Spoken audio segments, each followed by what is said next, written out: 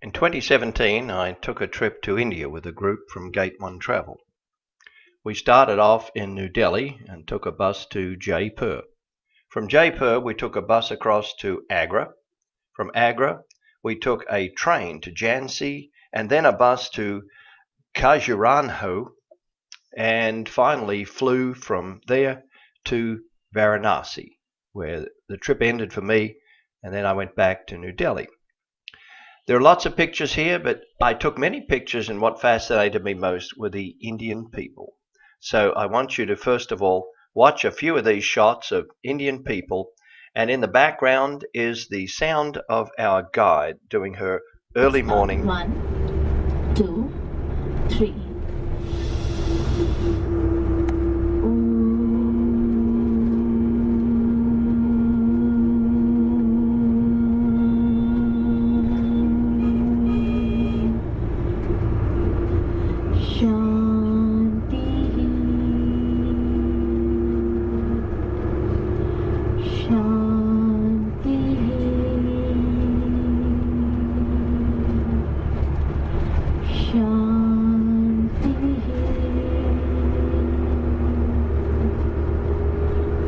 Wonderful. Thank you everyone. Wish you a great day ahead. Our first trip was to the Mahatma Gandhi Memorial, and I'll let our guide tell you. So this black marble platform is the place where Mahatma Gandhi was cremated on 31st January 1948. Mahatma Gandhi, as I said, is a well-known name. Our next visit in Delhi was to a mosque. We all had to get dressed in colourful robes before we were allowed in.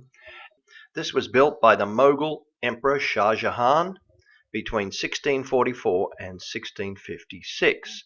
3 great gates, 4 towers, 2 40-metre high minarets in strips of red sandstone and white marble. In the middle of this, there's a picture of the nearby street with some of the wonderful electrical wiring. Our next trip was to the Sikh temple, where we had to wear headscarves and bare feet. The grounds around it include Gurdwara, a kitchen, a large holy pond, a school and an art gallery. All people, regardless of race or religion, may eat in the kitchen. The food is prepared by volunteer workers, including Gate One people. So we had some great views of what it's like to try to cook for large numbers of people. They told us that normally there's up to 30,000 people a day that are fed, but on peak holidays it can go to 100,000 people. During our travels, we also passed by the Indian World War II War Museum, which is in the centre of a large park for the people. The next stop was Humayun's tomb. It's the tomb of Mughal Emperor Humayun. The tomb was commissioned by his first wife and was built in 1569 to 70. It's the first garden tomb on the Indian subcontinent and the first structure to use red sandstone on such a scale. It was declared a UNESCO World Heritage Site in 1993 and since then has undergone extensive restoration work, which is complete.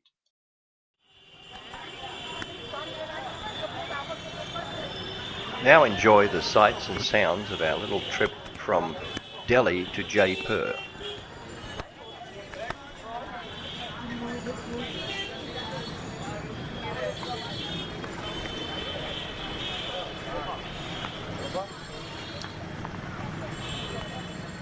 When we reached the pink city of Jaipur, the first thing we saw was the Hawa Mahal. This was built in 1799. It's got 953 windows on the outside walls. The honeycomb shape and beautifully carved windows allows breeze to blow through the palace, making it a perfect summer palace. Our trip to the Amber Fort, or Amber Fort as it's called, began with a trip up to the palace by elephant. We were assailed by people trying to sell us trinkets and photographs. It was built by Raja Man Singh in 1550 to 1614, sometime in that period. It's constructed of red sandstone and marble. The palace is laid out on 4 levels. There's a hall of public audience, a hall of private audience, and the Sheesh Mahal or Mirror Palace. There's also a section called the Sukh Niwas, where a cool climate is artificially created by winds that blow over a water cascade, the first example of evaporative air conditioning. One thing about this trip was the huge number of very aggressive salespeople trying to hawk their wares. Just outside of Amer Fort is India's floating palace. Although the red walls of the fort look flat, it actually has 5 levels, with 4 being submerged under the lake. It was built about 300 years ago and was neglected for 200, but has recently been renovated. Astrology plays an important part in the religion of India, and we went to the Jantar Mantar, a collection of 19 architectural astronomical instruments. These are designed to show the various stages of the astrological symbols, and it also contains one of the largest sundials in the world. We then continued into the palace proper, and there's an old museum here of ancient clothing that we looked at. There's me with the guards. Then there's the largest silver water container in the world. This was used by the Rajah when he visited England. He took with him that thing full of Ganges water. Then there are the rest of the pictures of the palace. And welcome, ladies and gentlemen, to the big rug sale and sari sale. Just open your wallets big time, because these are not cheap. These are all hand-knotted rugs. And of course, here's some natives wearing their saris. Well, maybe not. That evening we headed back to the palace, donned our turbans, and had a fine meal watching some great dancing. Even some of us apparently got involved at some point there. I don't know who they are, but we definitely had fun. On day 6 we drove to Agra, which was a long and noisy drive, but we did stop at quite a few places. The first stop was Chandbaori, which is a stepwell, constructed in AD 800 and 900. The final structure was intended to conserve as much water as possible. At the bottom of the well, the air remained 5 to 6 degrees cooler than at the surface. The Chandbaori was used as a community gathering place for locals during periods of intense heat. Beside it, and located opposite, is the Harshad Mata Temple, which was constructed in AD 800. It underwent considerable destruction at the hands of the Muslims, but many of the statues and artwork have been preserved. We also had the opportunity to visit a local school that was supported by the Gate 1 Foundation. The school has been built entirely by Gate 1, and most of us had bought books, pens, etc., school supplies to give to the school. So we were very rewarded by watching the smiles on the children's faces and watching their energy and their excitement as these strange people came and visited their little school. These children would have never had any education had it not been for the Gate 1 Foundation.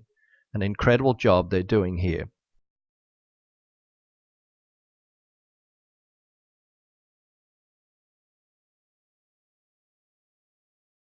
Because there was such a small group of us, we visited a typical poor Indian family. They were most hospitable and happy, even though they had nothing. You can see they've got wood fire, and they've even got the dried out cow dung that they sell on the roof of their house. And here it is, finally, the Taj Mahal, meaning crown of the palace.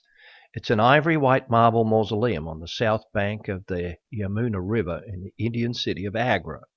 It was commissioned in 1632 by the Mughal Emperor Shah Jahan to house the tomb of his favorite wife. The tomb is the centerpiece of a 17-hectare complex, which includes a mosque and a guest house. Construction of the mausoleum was essentially completed in 1643, but work continued on other phases for 10 years. It's believed to have been completed in its entirety at 1653 at a cost estimated to be equivalent to $827 million US. The scaffolding used to build it was so enormous that foremen estimated it would take years to dismantle. According to the legend, Shah Jahan decreed that anyone could keep the bricks taken from the scaffold, and thus it was dismantled by peasants overnight. The building was in a state of repair. You can see that the dome itself looks slightly yellower than the facade, which had just been cleaned, and at the back there was considerable scaffolding with workmen scrubbing and cleaning the mausoleum. Of course, on the shopping side, they took us to a place where they were doing inlaid marble. Under the guise of showing us how it's all done, of course, there was a heavy sales pitch to buy tables and all sorts of other items in this beautiful inlaid marble. The next stop is referred to as the Baby Taj. It's a Mughal mausoleum in the city of Agra.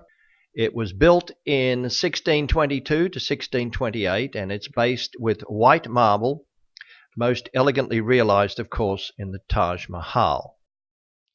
We then visited Agra Fort, which was built in about 1558. This is an incredible fortress. We were told that it has 3 moats. The first moat was full of crocodiles, the second moat was full of Bengal tigers, and the third one, other than being filled with water, had these little slits that you can see in the top of the ramparts where boiling oil was poured down on anyone trying to climb. If you ever got in the entrance, which a charging elephant may be able to do, you would find yourself in a small courtyard with 30-foot walls all around you, with more hot oil. But in order to prevent an elephant from charging the doors again, the next doorway was at a right angle, so that an elephant could not continue charging in there to destroy that door. Once you got through that door, if you did, there was about a 200-foot gentle slope of about 20 feet wide. This slope was designed that way so that circular or cylindrical boulders could be rolled down the slope, crushing you. And if you could avoid those, there was boiling oil also from either side.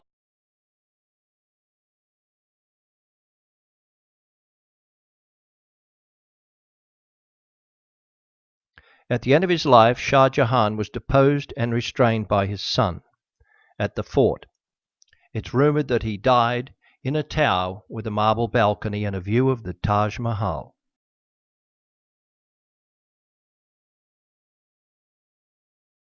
On day 8, we took the train to Jhansi and Khajuraho. We started off in the railway station where they were busy cleaning the tracks. This is a typical view inside the train.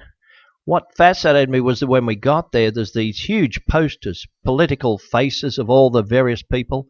I'd hate to think of what America would look like if this was the case in our politicians advertising themselves on huge billboards like this. Next we went to Khajuraho, a group of monuments in Hindu and Jain temples. It's about 175 kilometers southeast of Jhansi. They are one of the UNESCO World Heritage Sites in India. The temples are famous for their Nagara-style architecture, symbolism, and their erotic sculptures. They were situated in the most beautiful park. Most Khajuraho temples were built between 950 and 1050 by the Chandala dynasty. Historical records note that the Khajuraho temple site had 85 temples by the 12th century, spread over 20 square kilometers. Of these, only about 25 temples have survived, spread over 6 square kilometers. Of the various surviving temples, Kandariya Mahadeva Temple is decorated with a profusion of sculptures and intricate details, symbolism and expressiveness of ancient Indian art. The temples have a rich display of intricately carved statues. While they are famous for their erotic sculpture, sexual themes cover less than 10% of the temple sculpture. Further, most erotic scene panels are neither prominent nor emphasized at the expense of the rest. Rather, they are in proportional balance with the non-sexual images. The viewer has to look closely to find them, or be directed by a guide, which, believe me, we were.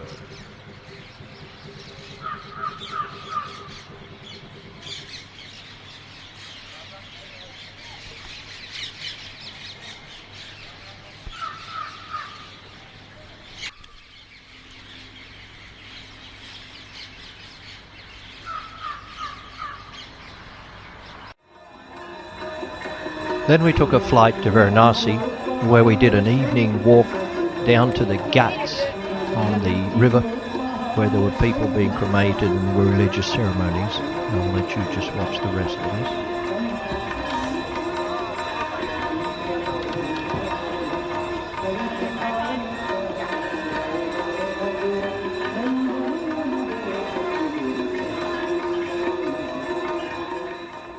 Your name Kedar. and where you're from? Me, I'm from India. In Varanasi. Varanasi. Huh? Yes. Tell me a little about Varanasi. My Varanasi is so nice, so lovely. Very quiet. Very quiet. Everybody asleep. Yeah, everybody like. Good. We concluded our stay in Varanasi with a trip down to the Ganges in the early morning, where we viewed the people washing the sheets for the hotels, drying them on the side of the river, and we watched the sunrise over the Ganges. Our guide did a lovely little pose for us. It was very peaceful. There were people bathing in the Ganges. The water was cold. And this is a picture of one of the Ghats. They were still cremating bodies, which was rather macabre to watch.